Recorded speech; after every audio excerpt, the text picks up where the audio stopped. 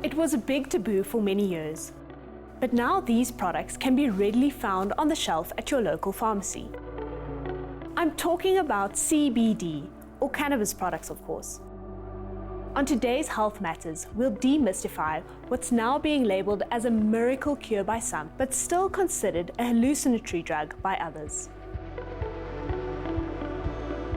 I'm happy to welcome Tshepo Komape, Deputy Chair of the Independent Community Pharmacy Association, as our expert guest today. Tshepo, maybe you can shed some light on the CBD debate for us. Does CBD actually make you high? I would say, indeed, it used to carry that stigma, yes, obviously from the background, where it comes from, which is the dacha plant, but we know it as cannabis sativa, which is the scientific name for it. But inside that cannabis sativa, there is two cannabinoids that you find.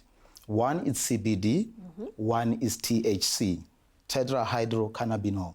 That one is the one that makes people high. So we are concentrating on the CBD, which is the useful part of the cannabis sativa product. Cannabis sativa is a good product that community may use as long as it is within the confines of the law. SAPRA, as a regulatory body, is able to confirm to the communities which products are approved, which are not yet approved. And these approved products cannot make you high? These approved products don't make you high. However, there is an attachment to it which says there cannot be a claim to say it's a medicinal product that cures a certain disease. Okay, so that's exactly what I wanted to ask, because people do claim that it cures things from anxiety to insomnia and even menstrual cramps. Are you saying that this is not true?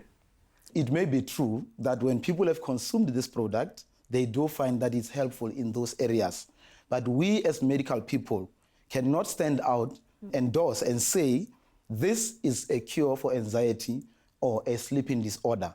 Okay. We would, however, encourage whoever that is finding those reliefs to use it, because we can confirm that at the regulated quantities and the milligrams, it is allowed to be used by the community at large. So we can't say that it's a fact yet, but it is being investigated and it is safe to use at the moment. You are spot on, that is correct. And is there any specific risk associated with the use of CBD that our viewers should be looking out for?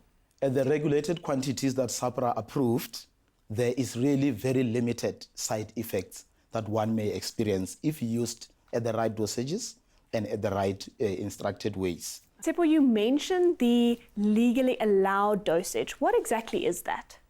The legally allowed dosage is the one dosages that are approved by SAPRA as the regulatory body, which obviously is based on research that it will be safe for usage for the community at large. And how many milligrams is that on a daily basis? 20 milligrams per day for the CBD. Okay. And we are looking at 600 milligrams over a period of a month.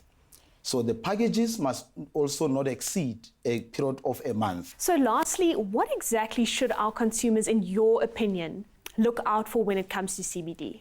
What is the most important thing? The most important on CBD, I would advise and say, check the label. If the label is stating the quantities that are beyond the regulatory allowed quantities, then you have a reason to worry.